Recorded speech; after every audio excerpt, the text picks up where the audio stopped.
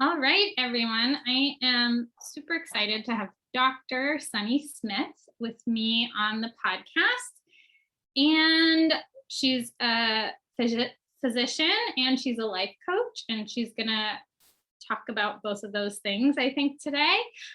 But I'll start by just asking you to introduce yourself and maybe how your story of how you came to life coaching, because it's such an incredible story. Thank you. First of all, it is lovely, lovely, lovely to be here and to be invited and to talk to your people. So thank you for doing that. And thank you for the work you're doing. I think the more of us speaking our voices, the more impact in the world and kind of our unique lived stories and being our real authentic selves, which you are an example of. And so I will tell you, my real lived journey, which is I was a traditional family physician and I ran a free clinic for my whole career. I helped start a free clinic as a first-year medical student in '97. So that's now like 25 years ago. So I've always been a very mission-driven, about healing, about social justice, about doing good in the world. And in medicine, we have this sort of culture of overworking at all times and sacrificing ourselves for others. And so I, of course, fell into that. And so I was working incredibly hard and for decades.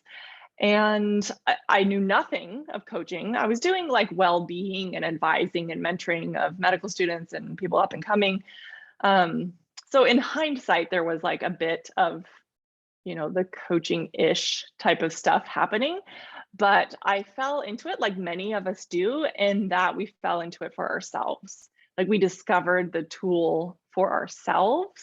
We applied it to our own lives and we're like, holy crap, this is one of the most powerful things I've ever discovered. Even though I've already, I trained for 11 years to become a physician, I have all kinds of tools in my toolbox. I have antidepressants I can prescribe. I have referrals I can make, all of these things. But once I brought, and I had even utilized all those things myself as a patient, right?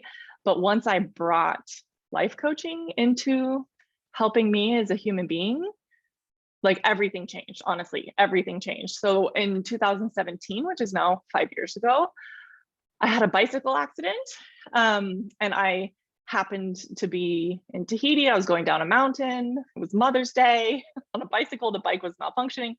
So I went over the handlebars. I smashed in my face. I smashed up my arms. I got a head injury. And so I couldn't stand. I couldn't feed myself. I couldn't dress myself, shower myself, care for myself. I certainly couldn't work. All the things I thought were a must do, like writing letters of recommendation and doing grades and seeing patients and driving my kid to preschool, every single thing that was a must do that I was totally burdening myself with, I was completely unable to do, completely unable. And guess what? The world kept spinning, right? Like we think we're so important and like we have to do these things. I guarantee the world will go on without you, no matter what you stop doing. So you get to stop doing things. And so at that time, in a physician group, it's called Physician Moms Group, people had recommended that I listen to something called the Life Coach School podcast. I had never listened to a podcast. I didn't know what podcasts were. I didn't know I had the thing on my phone. And so I couldn't use my arms at all because both my arms were like literally in full arm cast. So my husband pressed on my phone to listen to Life Coach School podcast starting at episode 1. And he put earbuds in my ears and I laid there because I couldn't stand or do anything. I just laid there for weeks to months and listened to every single episode. And then as soon as she talked about joining the Scholars Program, I joined. And then as soon as she talked about becoming a coach and training to be a coach, I opted into the very next time because I learned that when I couldn't change the circumstance, like broken arms, can't stand, can't care for yourself, I could either be like, woe is me, which I was, and resenting, or eventually I could be like, okay, well, this is the circumstance right now. So how can I change the way I'm looking at this? How is this happening for me? How is this like the universe delivered this to me as a gift because I really needed to slow down?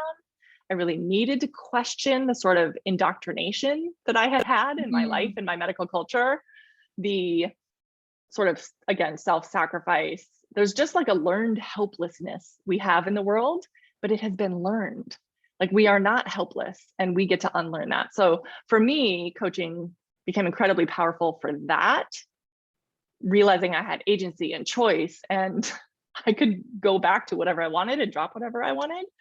And then I learned I could put anything I want in the results line. And I just set out to do that over and over and over again. And so fast forward, now I run a multi-million-dollar comprehensive coaching program for women physicians by women physicians that is incredibly meaningful, impactful. And we have data that we are submitting to journals that shows that this truly works. It truly works. It's not woo. It's not like out there, whatever, like, this work matters.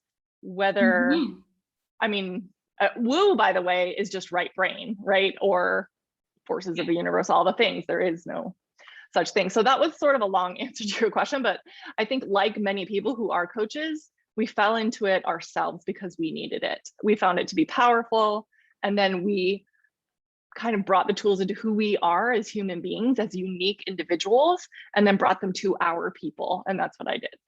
Yeah.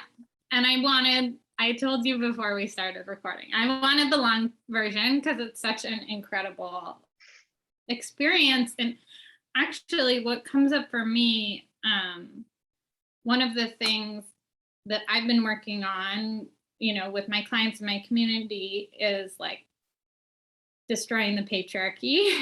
Yes, amen. Amen. And one of my kind of hacks right now is putting everyone on a program of 30 days of selfishness. What would you do if you were selfish? Because what I find with my clients, who are often socialized as women, overachievers, parents, a lot of them are parents, that when they weaponize self-care against themselves. Yeah. Like, if I say do self-care, they're like, yeah, my morning routine is shit. I should really do more yoga.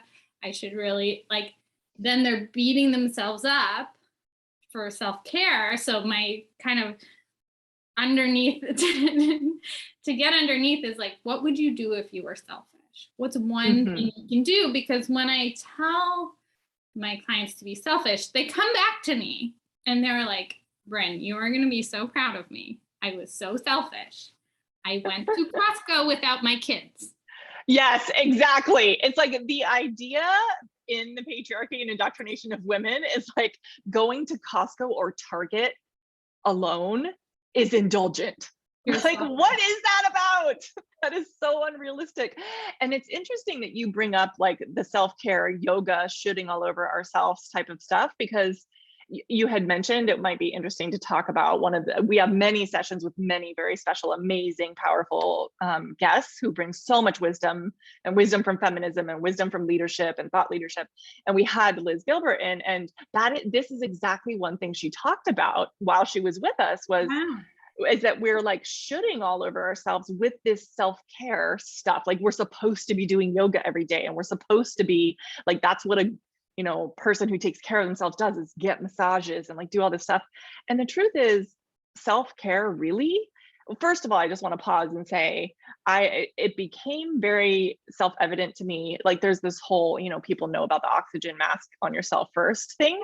But I went to a conference of women physicians before I became a life coach. And the person who was speaking, her name's Dr. Jill Cruz, and she did the keynote opening.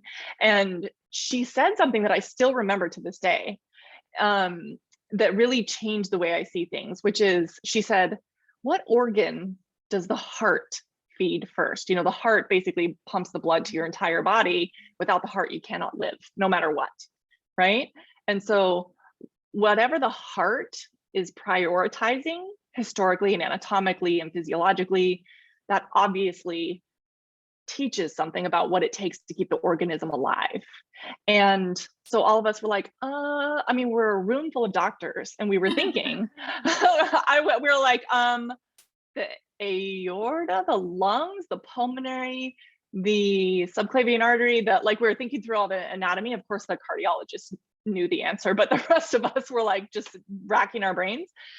And the answer is so self-evident and obvious, and the key to self-care, which is the heart feeds itself first. So the oxygenated blood that comes out of the heart, before it goes anywhere else, goes to the coronary arteries, which are the arteries that feed the heart. So if the heart of all organisms on the planet that have hearts have evolved to feed themselves first, I'm like, oh my God, for some reason that just like landed in my body. And I was like, it's not selfish to feed yourself first, because if you don't, even if you're having a stroke, or if your kidneys are failing, or if you have COVID or whatever the thing is, there is no circumstance in which the heart doesn't feed itself first, right? It's not like, oh, you're having a stroke, Right. let's feed the brain first, right? Because I think we as women in particular are like, oh no, well, I'll take care for myself first, except when, or oh, this thing is coming up. So it's like, no, this is a non-negotiable with the heart. It will never, ever, ever stop. And if it does stop, the organism dies, right? So I think in terms of self-care, that was really, really helpful for me. And so I brought that construct with me. And I think the thing is, like, self-care isn't necessarily about yoga and like I came to a hotel right now, right, as you know, for like a self-care because my birthday is coming, but like it's not really this that is really self-care. What self-care is setting up a life that is completely sustainable and that feeds your soul, and boundaries where you say no all the time, and where you speak your voice and stop caring what other people think. Like, that's self-care. And then eventually you're like, yeah, and because I don't care what other people think, I'm going to do some yoga and do some this and that. But it's like we use we're not doing quote unquote self-care as something to beat ourselves up with. Like, if I were better, I would go on walks. Yeah, I would do yoga. And the solution to my exhaustion is to put more things on my calendar, like yoga, as opposed to I had a client too recently where they were like, I procrastinate, and I was like, okay, well, what do you do? And we looked at all the things they're doing, and it was like, oh, there are too many things. Yes. If so you self-care procrastinate because you are like you're like, you know, teaching your kid in school, you're basically homeschooling your kid because of these circumstances, and you're working a full-time job, and you're cleaning the house, and you're cooking, you know, it's like that you're not procrastinating. You just there are only so many hours in the day. Yeah. You need to just take things off your plate, not have a better morning routine, or be more organized, or whatever we beat ourselves up with, which I think, you know. So go ahead. I'm sorry, I have a hard time interrupting, but I think that sometimes people will think of coaching as another thing to add on, which I think is a complete fallacy. Because what we do in that, say, 1 hour or period of time is we empower you with that 1 hour period of time that you spend with us to be like, take that stuff off your plate. Like, or they get to decide what doesn't belong, and they get back so much time and so much power and so much freedom that coaching is never adding something on. It's the most powerful tool. And again, I work with ICU doctors, ER doctors in the middle of a pandemic. Like, I work with people who work 80 hours a week. And and I have a pretty immersive, intensive program, and it is the best investment of their time and money by far. It pays back literally years later. We just had people posting randomly, like I didn't even solicit this, but just in their, like, you know, at New Year's, when people are kind of reflecting on the year, so many people talked about how their life completely changed in all these ways that they talked about, because at some point in their life they signed up for my coaching program. And it could have been like a year ago or 2 years ago, but when they looked back on 2021, they were like, I got a raise, I started working part-time, I no longer worry what my mother-in-law thinks. And so in terms of self-care, it's like, that really is, it's like listening to yourself and your intuition and what you want and what you don't want, and stop doing the things that don't light you up. Like, just stop it. Let them go. That is self-care. And hire somebody, or negotiate with your partner, or whatever, you know. There's so many ways, but for my clients that are parents, it's like, well, a good mom makes all the homemade stuff. So no, they don't. yeah, no. So I thought your story too on that front was so impactful that it's like, yeah, you didn't drop them off at soccer, Right. and you didn't cook for anybody for months. No, and you know what's so funny is like, I'd always thought maybe it'd be nice to have help picking up the kid from preschool, because as a physician, I was always like the last one to pick up the kid at preschool, and I felt guilty. But I figured I would just figure it out and try and all this stuff. And I didn't realize how much distress that had created, because starting at like 2 or 3 in the afternoon, I'm starting to fall behind, for instance, at patient care at that time. And I'm thinking, oh my God, I have to get done by 5 so I can be there by 6. Oh my God, it's getting to be too late. I'm running behind it. So like the ripple effect of me not deciding to just get someone to help was like taking up my whole life. And so it was so easy once you have to, right? You often have breakthroughs when you're at this point of incredible pain. You're in so much pain that you have to solve the problem.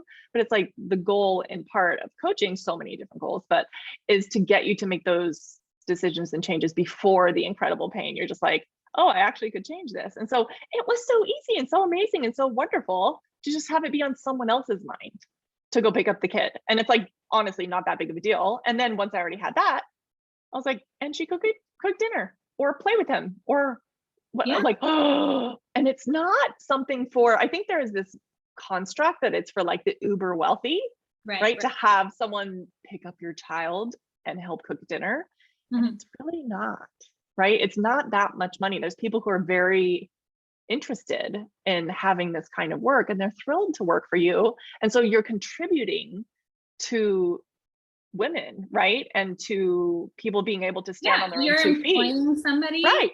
Yeah. You're employing someone, you're creating jobs. So anyway, the ripple effect of all of us staying in our zone of genius and our strengths and what we love. And then we allow others to do that too. Like it empowers others to do the same. And so it's win-win-win all around. Yeah. And I had a friend say this to me years ago, and I don't have kids, but you know, my clients do, people around me do, and I may at some point, but she said parenting to her, parenting is like not cooking or cleaning or dropping at soccer practice. Parenting is being there when her kid comes home and had a hard day and, you know, something happened with the teacher or another kid, and to be there to kind of talk that through. With her kid.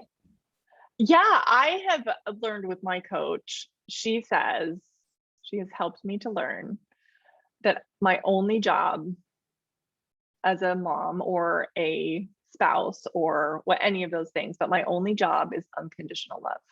Yeah. That's it. So that is my most important job as a mom, is unconditional love. And my most important job as a coach is unconditional love for my clients. And my most important work in my relationships is unconditional love. Like that's it. Everything else about what it takes to be a good, quote unquote, good business owner, partner, whatever. Again, so much of this is rooted in the hundreds of years, if not thousands of years, of women serving others and what we call like free labor and the expected free labor of women, right? All of the things that we do. But it's like that free labor is at a cost to us. And what if our only job really is to just love unconditionally on the people around us and allow, and including ourselves, honestly, and what does unconditional love for ourselves look like? Like, what would you tell, it's very, I find helpful to be like, what would you tell your best friend? Right? Because we have compassion for our best friends. We meet them right where they are. And so really think of, if your best friend was in this situation, whatever the thing is, how would you talk to them? What would you offer them? And then try and offer that to yourself and let everything else go. The quote unquote good, anything, good business owner, good wife, good whatever, like that's all a choice. And again, we have been indoctrinated to believe certain things. And so when we see that it's all a mental construct and that it was all made up by humans and that we get to make up our own rules, it's very freeing. Yeah. So Yeah, I think this is so good that yeah, your only job is to love. If you love baking cookies, you can bake Yeah. cookies. Yeah. If you don't want to, you never ever have to bake cookies to be a good parent. And yeah, you get to figure that out. So, and yeah, you learn part of that lesson in a intense Yeah, way. the universe delivers what you need, right? There's that whole thing about it's like it whispers and then it speaks louder and then it yells and like I just got hit upside the head with like enough. You don't have to keep doing more. You don't have to do everything yourself. Like that narrative that I had that I was the only one that could do certain things and so many things, it was just not serving me. And I mean, in the end, like because when I had that as an intern, I actually ended up in a coma from sleep deprivation because medical training requires a lot of sleep deprivation. And so medical training literally almost killed me. And so, you know, we are just again so trained to keep giving and giving and giving and giving. It's like our engine, like all women, not just physicians, right? People socialize as women, also others, but you know, more intensely than people socialized as women. And it's like your check engine light is on and you keep driving Yeah. and you're like in the red and you keep going. And so, yeah, I think it was what I needed and the universe delivered right on time. And I think gave me this incredible gift such that I can continue to give it to others. Right. So good. So I want to talk more about Liz Gilbert because she came to you know, I like there's this arc, right, where you learned about coaching, you learned about the power of thoughts. Maybe just say, you know, this isn't like a thought work only podcast. So maybe just say a little bit about um the tools that you use to create this life now where Mm, you know have this yeah. amazing business and life. And impact, I think more importantly too, right? Like for me, it's about like my life and the impact of my life. Right. Yeah. And as someone who ran a free clinic her whole life and all of that and trained thousands of future physicians as a medical educator, it's like the ripple effect of one person stepping into their power, I think is very powerful. So, and again, that's available to everyone. It's not a unicorn, it's not just me. So what I started as a coach doing one-on-ones. And sorry, my thing is sort of echoing. Do I sound normal to you? Me, you're good. Okay, good. Okay, maybe it's just acting up. So sorry if you have to edit that. So okay, got distracted. Coming back. So I started as a one-on-one coach, and then I got so many clients and busy that I then switched to group coaching. And then then we had larger and larger groups. And then I historically had brought people or had offered for people to go to a retreat in Bora Bora in the beautiful overwater bungalows in the Four Seasons. It was like a really powerful way to just remove yourself from your life to prove that you could, and then dream with others, you know, who were also dreaming and thinking outside the box. And so I was feeling when I had been doing these big groups and they were very impactful, and I was about to go into another sort of opening launch, you know, to enroll for my next program. And I was feeling, you know, it was COVID, and I was feeling that was the time of year that historically I would bring women to Bora Bora for like an incredible transformation. And so I was talking with my coach and I was saying, you know, I want to bring something as transformational as removing people from their life, going and sitting in the world's most beautiful spaces and dreaming. And what would that be? And what would that look like? And so she helped me to just think of what would be fun. Like what in this life, if there are no limits, would be fun? What would be the most fun? How can I make this fun? And I find that to be a really useful question. How can this be even more fun? How can I make this fun? Like, how can this be enjoyable and light and amazing? And so that is when, just out of the blue, I had no right to think that I could. I started emailing people and their agents, right? Like unreachable people. people like, I mean, I had brought in my friends and colleagues who were incredible entrepreneurs, including some people, but people like Liz Gilbert and Martha Beck. I mean, like, who thinks they can get Oprah's coach to come coach in their program, right? But I just put out a bunch of asks. Like, if I could have anything I wanted in the world, and I could bring anyone in the world to my people of the whole planet and all the women who are influencing and leading, who are the people I admire most and would love to bring to my people? And it would be like the most amazing thing. And so that's how she ended up with us. And many, many others have ended up with us by me asking, how can this be even more amazing? How could this be even more powerful? And so, I mean, I still hope that one day we'll be able to have a workshop with her in person, because it's just incredibly powerful. I think there's a lot of, just allowing the magic. Because I think a lot of my people are very logical. We're very left brain. We're very linear. And I think one thing that coaching does is, like, we bring in basically like ancient wisdom, Buddhism, and every religion has all of this knowledge throughout human history, and then Stoicism, and just all of these things, and then we put it in a very actionable, concrete, applicable, kind of not formulaic but implementable framework.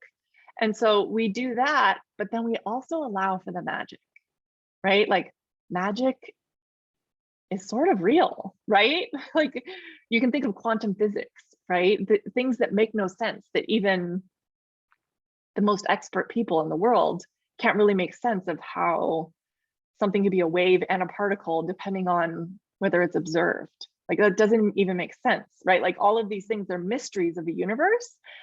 And so I think we just have to allow for the mysteries of the universe, and bringing her in was one of these first mysteries of the universe. And then, she did 2 workshops with us, which were just all about, for instance, giving yourself permission.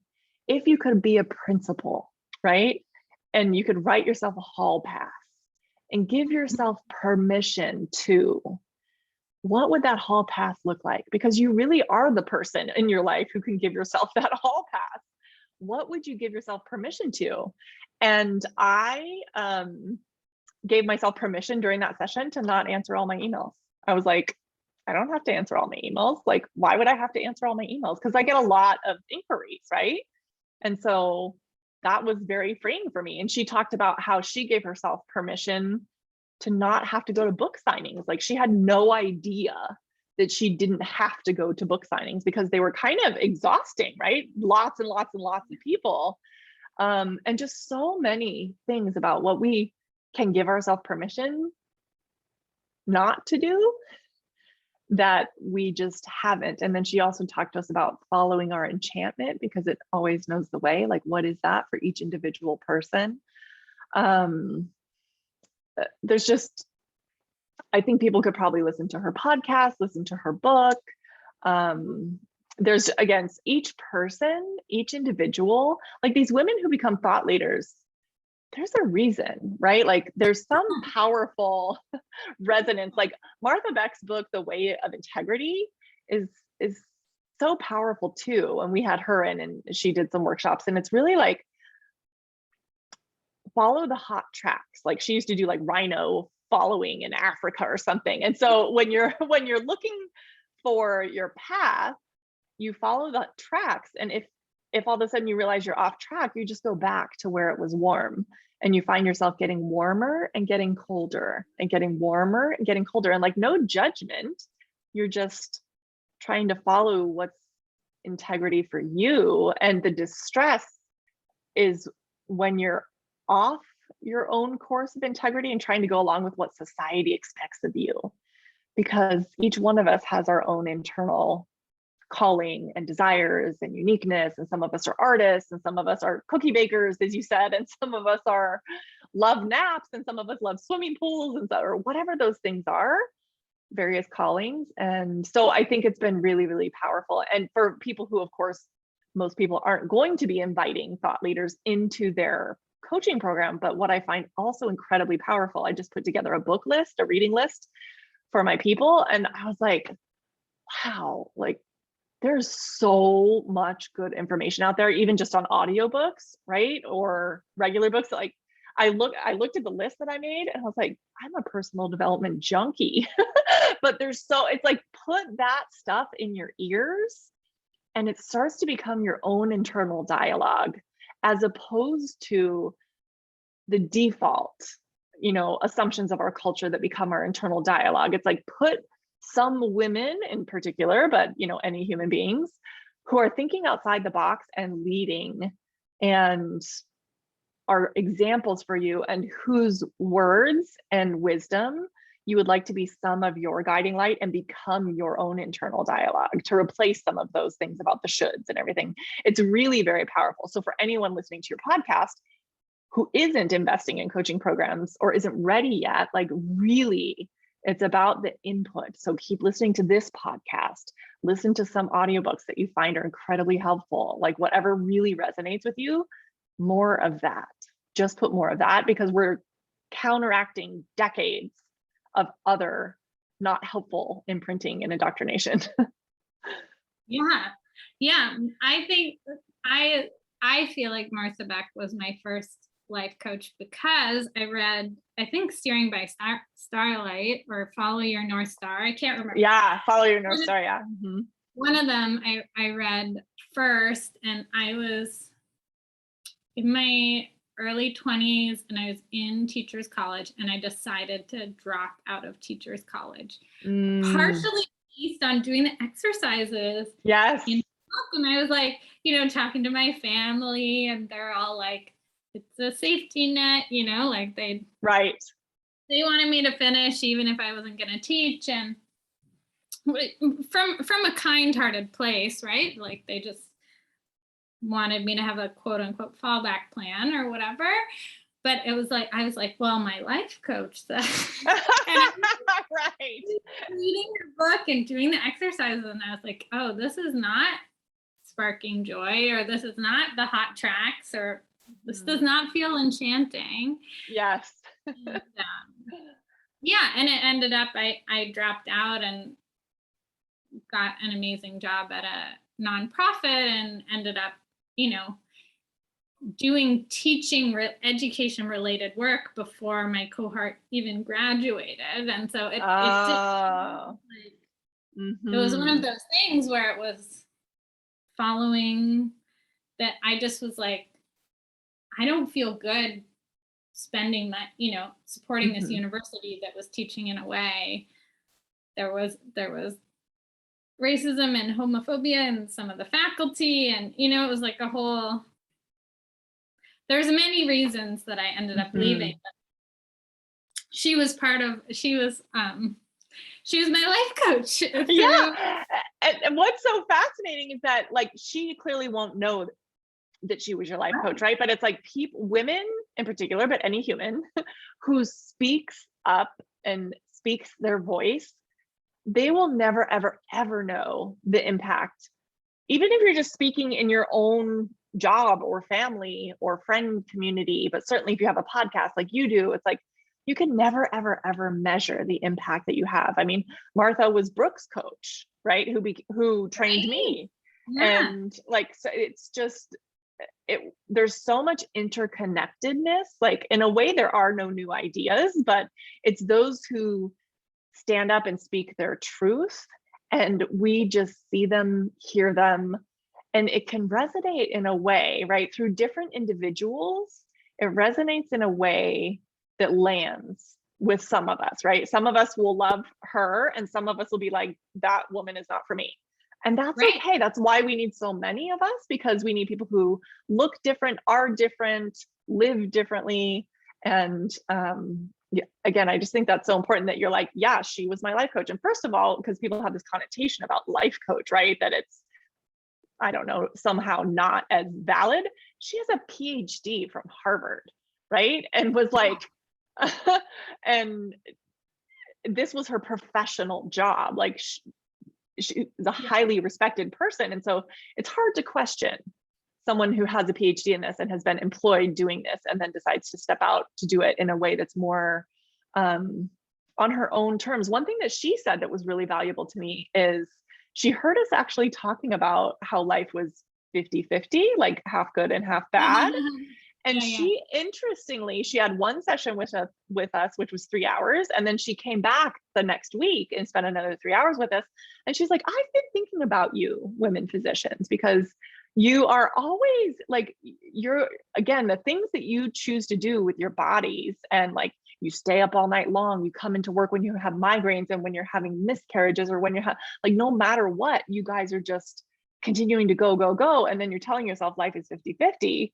And she said, I've been thinking, she's like, I don't do anything that's not +8 on a scale of 10. She's like, if it's not +8, I'm not doing it. She's like, she's like, I would like to extend an invitation to you to ask yourself, is this a +8? And if it's not, why are you choosing it? And she said, for instance, like being here with you ladies, this is obviously a +8 with me because I'm thrilled to be here. I'm so happy to have an impact on your lives, especially during a pandemic when you're in so much distress. She's like, if it was like a 5 or a 6, I wouldn't be here. And so that, again, so much like just these spontaneous things that people say when you spend time immersed with people. And it doesn't have to be someone that, you know, is like recognizable. It's just people doing this same work, because you hear their words and then you can adapt a sentence, even just one sentence, like, do only things that are +8. Like, that's something I'm always going to remember. You know, there's so many of these sentences that, again, become part of my own internal dialogue that I find so helpful by being immersed constantly in a coaching community, in a personal development community, and with podcasts and audiobooks and all of this stuff. It's like you really hang on to those sentences and it can change everything. Like the fact that I think I could put anything I want in the R line, the results line, change my life. And the fact that discomfort is the currency of my dreams, change my life. The fact that I can do only +8 if I want to, change my life, right? The fact that I can write myself a permission slip to stop doing anything I want. And anytime someone pushes back, I just hold up in my mind mentally my permission slip from the principal. Like, no, I have a permission slip. I don't have to do that. Right? So it's just fascinating to think how much control, and I know I'm just talking about all these other people and special guests, but it's like they become part of me, right? And even just from the books or from the interactions, we had Edith Egger, who is a Holocaust survivor, and it's incredibly powerful. Her book she wrote when she was around 90 years old, which was relatively recently, and her book is called The Choice. And, you know, she was on Oprah and all of this stuff. And she talks about how there's always a choice. And even when she was really literally on the brink of death in Auschwitz, that she had the choice between cannibalism and eating grass. And then when she had to eat grass, she chose this blade or that blade. And she felt that for herself, the importance of always knowing she had a choice, no matter what, was one of the most important things to her. And she went on to become a PhD psychologist, and she works with people with trauma and PTSD. She lives in San Diego and La Jolla, near where I am from. And I can't wait to see her in person when COVID is over. But the fact that I've also internalized there is always a choice. And I encourage all your readers or listeners to go listen to her book for sure. There's always a choice, always, even when you feel so trapped. And she says that the biggest prison is not Auschwitz or the concentration camp, it is your mind, and that you always had the key. It was in your pocket the whole time. No one told you it was there. I'm like it just hits, right? When someone like her says that, it just hits home. It's the key was in our pocket the whole time, and the prison was our mind.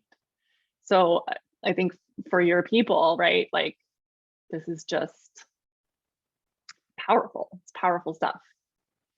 Yeah, and I want to maybe talk a little bit. Man, we could talk forever. I know. I'm known for that, by the way. My calls are always very long. I'm very passionate about this work. Yeah.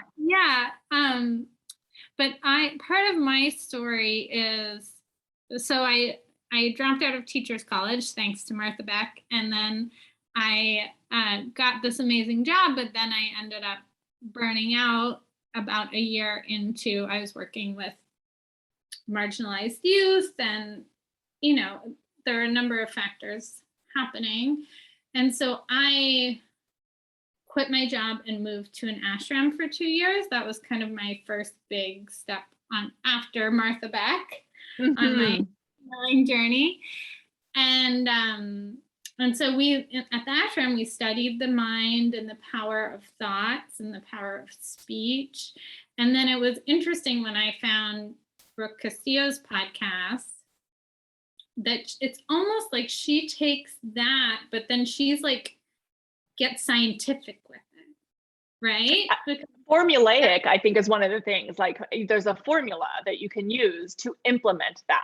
And you're absolutely right. Yes, absolutely right. Yeah. So I want to dig into, I can put anything in the R line because I think my people don't know what that means. So can you explain the model and the R line and how it works, so that if they, want to start changing some of the results in their lives? Yes. It starts with radical responsibility. Like, some people have the idea it's gaslighting, right? To say that you are responsible, because we have to remember we live in a society, right, that is a certain way and it has certain implicit biases and certain not implicit biases and all of these things. But it starts with taking radical responsibility for our results, right? Like, whatever we have in our life right now, we have some responsibility for what that is, right? And we have some power over what that is.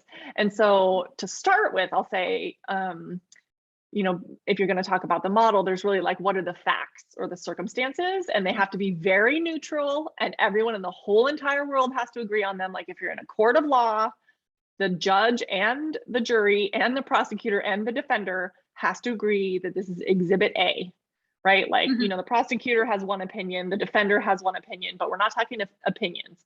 So, like, for instance, you could say, like, money in the bank. However much money in the bank you have, it's just a fact. That's exhibit A. This is the fact, right? Whatever the fact is, you get to the fact with no opinions, no adjectives, no modifiers, no opinions. Something that's a fact. Right. Like, it's not I'm broke. It's no $1,000 in the bank, or negative 20,000, or whatever. Yes. Whatever. And so, because it's interesting that those words, I'm broke, to one person might be $50,000 in the bank, and then someone else, it's going to be a total number. I work with women physicians, and so they, unless they're not working, right, typically have multiple six-figure incomes. And many of them have the idea that they are broke. And I'm like, that is crazy. But it's their perception, right? And many of them actually, though, also are multiple hundreds of thousands of dollars in debt because of their educational loans. And so, like, if you have debt, you just put that's the circumstance, that's the fact. I have $100,000 in debt. That's a fact. So we can think and feel whatever we want about that fact, right? And so, in terms of the fact, what goes in the fact part, I find it useful to use, again, like, sort of when you think about Byron Katie and Martha Beck and all of these thought leaders, there's this idea of there's our business, like things that we can control. There's other people's business, things that we can't control, like how other people behave, right? What they do. And then there's the universe's business, like God's business, or whatever stuff that is not our control, anyone else's control, it just is. For instance, you could argue, like, the fact that COVID exists, right? Like, no, I didn't create that, you didn't create that, no matter what anybody's opinion is on it, it exists. So you could put COVID-19 in the fact line, right? So that's the universe's business. So the facts are often things we don't control. We just don't control them. They just are the things, right? And so we look at those things, we put them as the circumstance. The model is typically outlined as CTFAR, which is the C stands for circumstance. And then there's, what do we think about that? What's our default? Like, what do we think about our debt? So that would be, I'm broke. That would go. I'm broke. Yeah. Or you could think, same exact fact. You could also think, no big deal.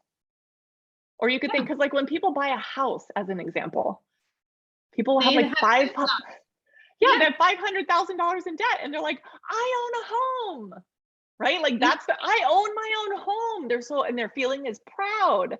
But the Mhm. facts could be the same about the debt. But if it's credit card debt, we have different opinions. If it's student loan debt, we have different opinions. And so there's just like, there's the fact, and then there's your narrative, your beliefs, your perspective. And that narrative, the thoughts that you have, we're always, our brains are always looking to prove ourselves right, right? We have a confirmation bias that is neurologic and advantageous in our brain. We want to prove ourselves right. We have to stay in integrity with what we believe. And so that's why you'll have two different, completely different factions about politics, right? Right. The reds think they're right, the lefts think they're right because they keep finding evidence for how they're right. COVID-19 naysayers versus, and anti-vaxxers versus pro-vaxxers. We keep finding the evidence for what we think is right. And so that's why what you think about it, about that fact, is so important, because you'll keep finding evidence to prove yourself right. That's just the way the brain works. So we look at what our default thoughts are, like I'm Mhm. broke. Then we look at, how does that make you feel? Like, how do you think someone who thinks I'm broke would feel? Maybe anxious Yeah, or yeah. yeah, So if they're stressed. feeling stressed, yeah, anxious or stressed. So we'll leave anxious because that was your first one. So their circumstances, say $100,000 in debt. Thought, Mhm. I'm broke. Mhm. Feeling anxious. And then your feelings drive your actions. So when you're Mhm. feeling anxious, what do? You like worry, you obsess, you Yeah, maybe ruminate. let's think about how to overcome, like you like half start, like you're like, oh, I could do this, and then, Yes. oh, it didn't work. Oh, I'll become a Lyft driver on the free time, and you like set that all up and do 2 shifts, but Yes. then that's not enough money, or like Yeah. So we like half start looking at ways. frantic, Yes, frantic. frantic actions. Yes, frantic, non-helpful in the long run actions, right? And Yeah. a lot of worry, and we say worry pretends to be necessary because it's not really necessary. 99% of what we worry about never comes true. So we're anxious, we do all this ineffective action, and then the result is it's always reflective of your thought. So the result is you stay broke, right? If your thought is I'm broke, you stay broke. As opposed to, so you just get to know what your current results are. Yeah. And then so that's incredibly powerful, and you can keep going over and over and deeper and layers in that. And then one of the things I find is really helpful is, as you said, this whole, you can put anything you want in the results line, the R line, which is the bottom one, right? It's thoughts create feelings, feelings drive actions, actions create results. And so you can work backwards. What result do you want to have? And you put that, okay, what result do you want? And so, for instance, like I wanted to earn $100,000 as a coach. And then I put, I wanted to earn $1 million as a coach. And then I put, I wanted to earn multiple $1 million as a coach. And so I put whatever I want there. And then what I do is I work up and I skip the actions for a minute, because it's the actions, because we started with results and you go up. So you're going to have a whole bunch of actions that get you to that result, but you can't know the actions until you have the results. So you have to be open to the how is going to reveal itself like magic over time. You have to make plans, but the universe is going to intervene. And it's like the whole Mike Tyson quote that's like, everybody has a plan until they get punched in the face, right? So if you make a plan to make $100,000 or $1 million, you're going to get punched in the face a lot. And so you have to be open to, it's called the tyranny of how, when you try to aim for the A line. So then you skip over the A line and you go up and you go, okay, how would I have to feel to create this result? I would have to feel determined. I would have to feel committed. I would have to feel whatever. And then you find thoughts that make you feel that. Like, say your R line you wanted was to be out of debt. Mhm. Then you would be like, okay, well, I would be committed or determined to be out of debt. And then your thought that you can cultivate is like, there's so many For ways that. to take care of this. Or it's possible that, like, I often do maybe, just maybe, or it's possible. Like, it's possible my debt isn't that big of a deal. Or it's possible that one day I'll look back on this and realize I didn't have to worry. Or I can Yeah. figure this out is often a helpful one. Like, I can totally figure this out. Or it's no big deal. Or when I die, my debt goes away. It's like, stop stressing about it. Or, whatever the thoughts are that help you to feel more of the feeling. And you can sort of look at it also, instead of starting with the R line, you can also, the places that I start are the R line or the F line. F line is feelings. Everything in the whole world that we do is so that we can feel a certain way. Everything. That's the way the human brain works. And so it can be most helpful to go with, what do I want to feel? Right? Like, I'd rather feel, and oftentimes we have to start with like less stressed, less anxious. And so if we're like 10 out of 10 anxious, I would rather feel 8 out of 10 or 5 out of 10 or 3 out of 10 anxious. And then eventually we can feel sort of neutral and acceptance. That's like a goal. And then eventually we can feel like, again, determined, committed, relieved, whatever it is. And then you just find thoughts working with a coach, but you can do some self-coaching too. Very powerful tool to be like, well, what would help me feel a tiny bit less stressed about this? And then you search for slots. Lots of people have debt, right? Debt is not a moral issue, right? Debt doesn't define me. My future is still unwritten. Like, whatever those things are, you just look for those things until you find things that are believable. And I kind of, speaking of the 8 out of 10 with Martha Beck, I feel like you have to find something that feels like 8 out of 10 believable. It might not be like 10 out of 10 believable, but you can't go something that's like, I'm a badass, and you don't think you're a badass. You have to find something that feels true. So anyway, that's sort of like a quick debrief on like how you use thought work and feeling work too. Feelings are really, really important. To observe, and then you have to allow all the feelings, because you're a human. So like, there is no feeling you weren't designed to feel. Allow yourself to be human. Don't judge all the feelings. Allow the full rainbow of the feelings.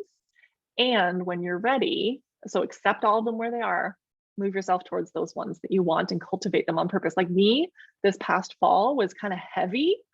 You would think, how could running a multi-million-dollar business feel heavy? But it's like new level, new devil, a whole new set of problems that come up that didn't show up when I was a one-on-one coach, right? So I have decided on purpose, because I was like wallowing in the heavy. And I'm in master coach training, and people were pointing out how I was wallowing in the heavy and creating the heavy, and didn't have to be so heavy. And so I'm purposely 2022 cultivating light on purpose. This is my feeling, my filter through which I am filtering every single decision. If it doesn't feel light, I'm not doing it. Yeah. I love that. Yeah. And so I could talk to you forever, but sometimes people have to put me on like a 2-part series. Yeah, but I'm not. Yeah, I'm gonna start to wrap things up. So the one other thing I wanted to talk to you about is the work you're doing. You are part of creating a foundation. I think one of the many reasons I wanted to have Sunny on is because you're an example of what's possible when good-hearted, kind-hearted people have a lot of wealth and power and influence in the ways that you have those things. So I wanted to talk to you about the work you're doing with Henrietta Lacks's descendants. So I'll let you. Thank you for asking that. So as I mentioned, I'm always like referring to books and other wisdom. And so there's a book called The Soul of Money that I think is really helpful. And, I think that our dollars, like, money is not bad. Money is a tool, and you put it in the hands of people that you want having more power in the world, right? Women, minorities, those marginalized, like, we want more money in the hands of those who have been systematically marginalized or sort of held back, oppressed, etc. Like, we need more money in the hands of people who want to do good things in the world. And as I said, like, I've always been mission driven. I worked in a nonprofit for my whole career. And so business is not, like, capitalism is not the devil. Business is a force for good.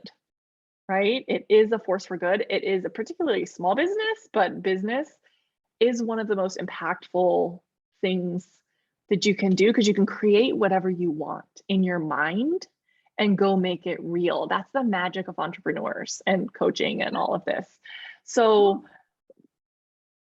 I had the idea, right, that I was going to originally, like, I knew that I wanted to have a business, not a nonprofit, because I spent my whole career in a nonprofit, that created dollars that could also fund nonprofit efforts, right? Not to have the whole thing be nonprofit, but they could funnel into various nonprofit efforts. And so I also thought it was important to pay, where in my field, to pay physicians a physician's salary to coach physicians, right? So I have paid 7 figures to other women physicians to support other women physicians, because I think it's important to put our money where our mouth is. And the flow of money is very important, right? It's not meant to be necessarily hoarded. It's meant to, every dollar is a vote for what you believe in the world. And so if you want to vote for a more just world, you put your dollars, you put your money where your mouth is.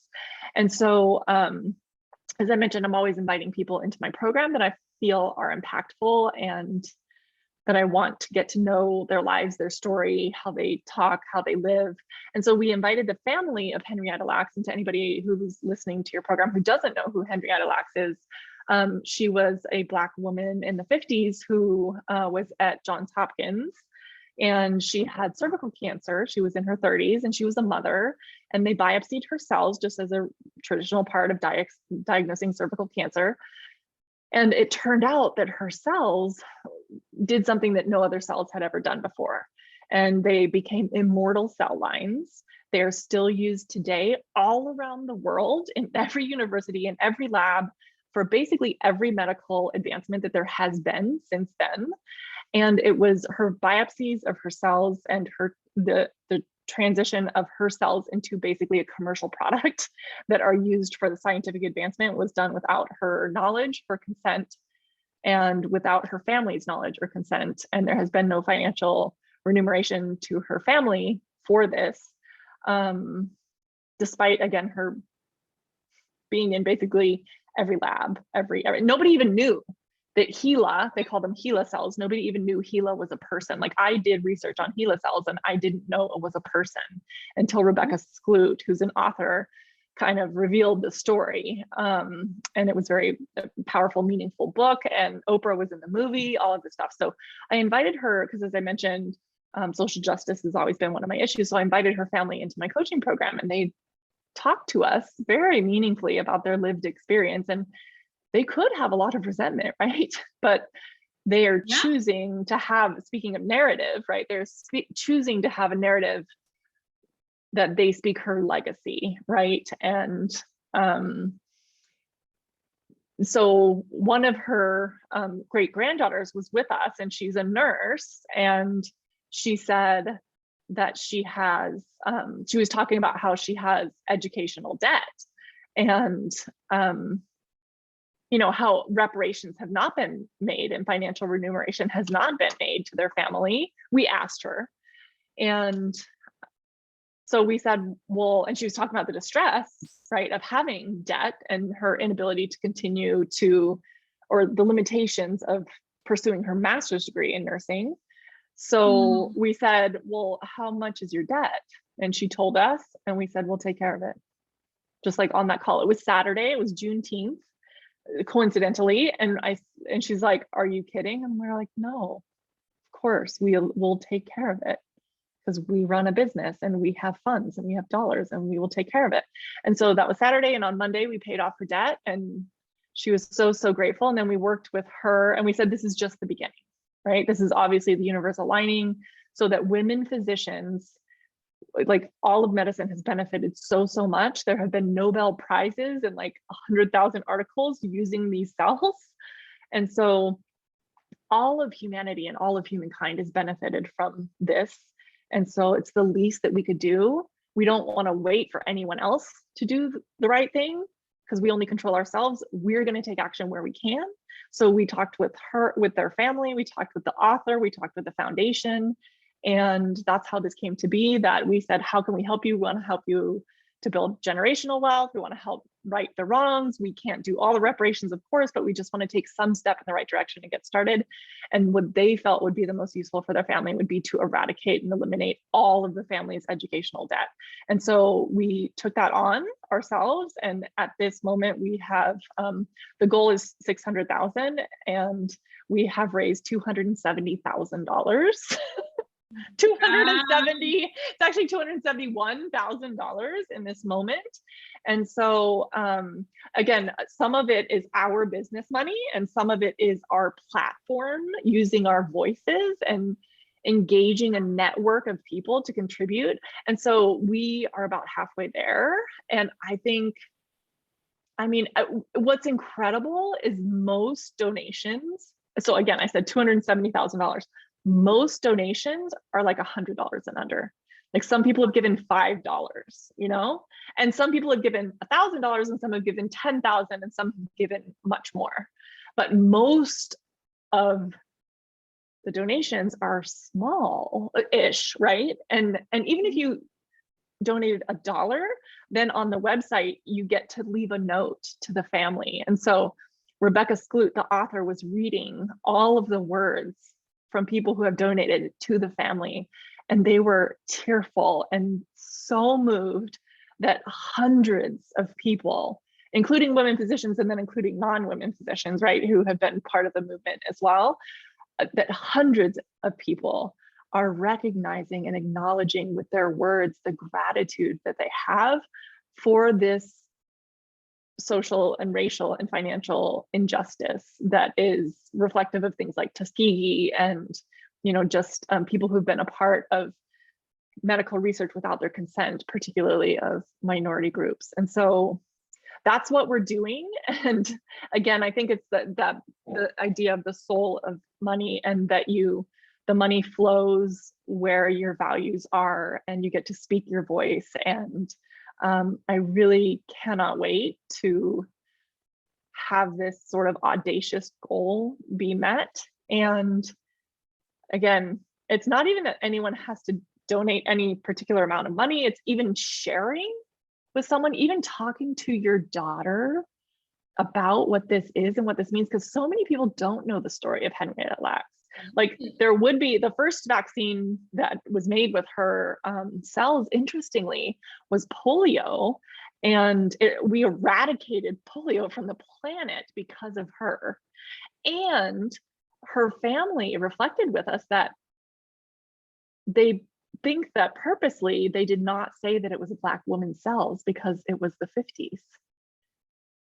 And people may have refused the polio vaccine. Like, are you even, like, just wrapping your mind around all the facets of this is so important, so meaningful. And these are real human beings who are still alive, right? Because she was in her 30s when this happened.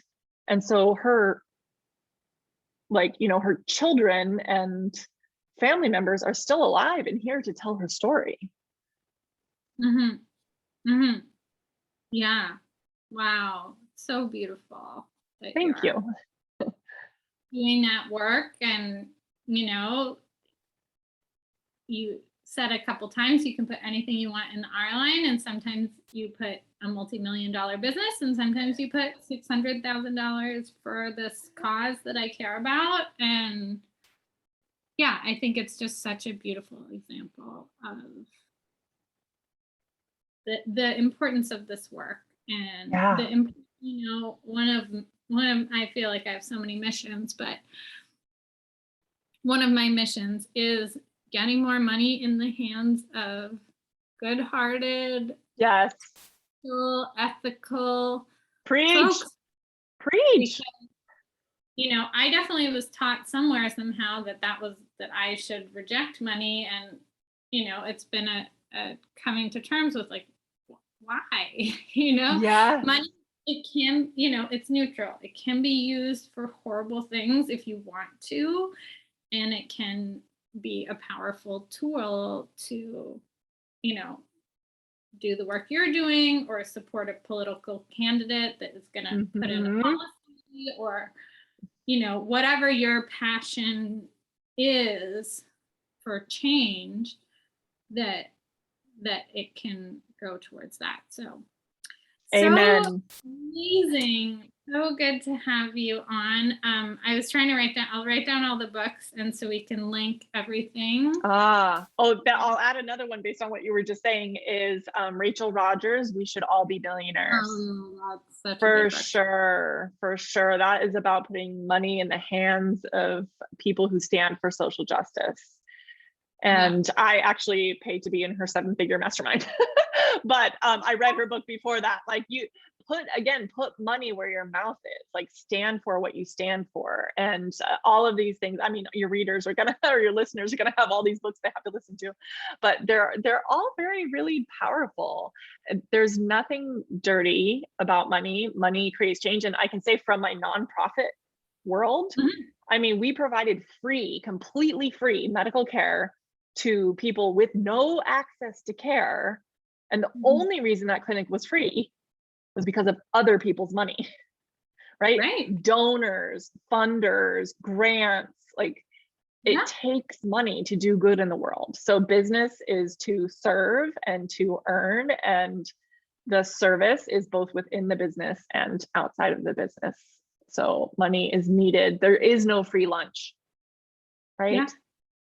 So let's recognize that as women and step into our power. And honestly, we have been socialized to believe many things about money, and women couldn't even have their own money or their own bank accounts or their own land or their own credit cards or their own mortgages for most of history. We were property, etc. We are paid less. Usually on average, we work like 3 months a year for free because we tend to earn like 75% of what a white male does in the same position, no matter the position. So yeah, there's just a lot to be done there. Money is good, and go read those books, that Soul of Money and We Should All Be Millionaires, that will teach people those things, and they will embrace their women stepping up and knowing their worth and asking for their worth and adding tax. Every woman who does that, it raises all women. Yeah, amazing. Well, thank you so much for coming on.